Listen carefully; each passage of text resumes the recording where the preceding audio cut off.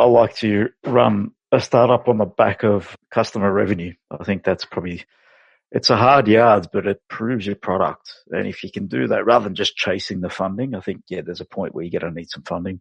Clearly, depends how you do that is probably the question mark. But I rather chase sales than chase investors' money if I can. That's my opinion on it. It'll probably turn into a larger investment if you have the sales on the board and the track record there to back you up anyway.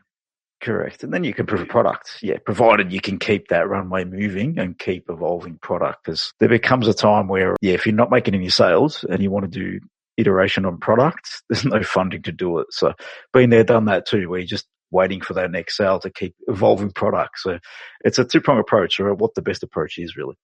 Yeah, look, and I think, as I said before, one of our partners with you is a massive advocate of that is let's get your value prop ready. Let's spend a lot more time getting you into a customer, a client, because obviously for a founder at the start, you split. If you're heavily chasing funds, that's a full-time job.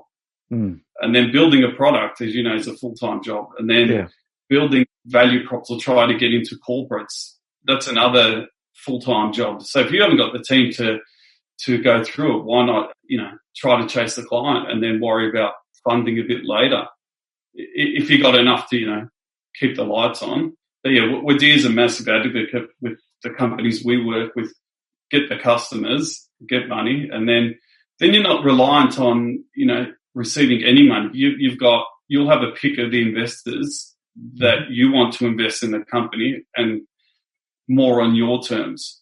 Yeah, so that's more of a way to potentially being able to stand out. Yeah. If you're making sales, it makes it a bit less risky for the investor to put his money down for an idea and a piece of tech that hasn't hit a customer yet. I think one of our other episodes, I just remember the quote, was you have to be able to sell it yourself to your customers before you can sell it to an investor. Yeah, that's exactly right. And look, that's what we've gone through as well. If you can actually, the more traction and the longer you can hold out because you're self-funded, well, obviously the more you can justify your value, or the more the value of your company is going to go up, and the more you can pick and choose.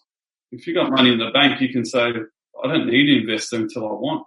Yeah. I think that's a pretty powerful place to be if you can get there, because it's not that easy to get there either. Because if you're building off the back of your bootstrapping and you're doing it for years, it takes a lot of hard yards to get there. But if you can, I think we've had this chat, like you're creating revenue. If you had to hit break even, you're laughing basically, because you don't need the cash. Only you need cash to scale, which is a very different conversation than I need cash to build a product.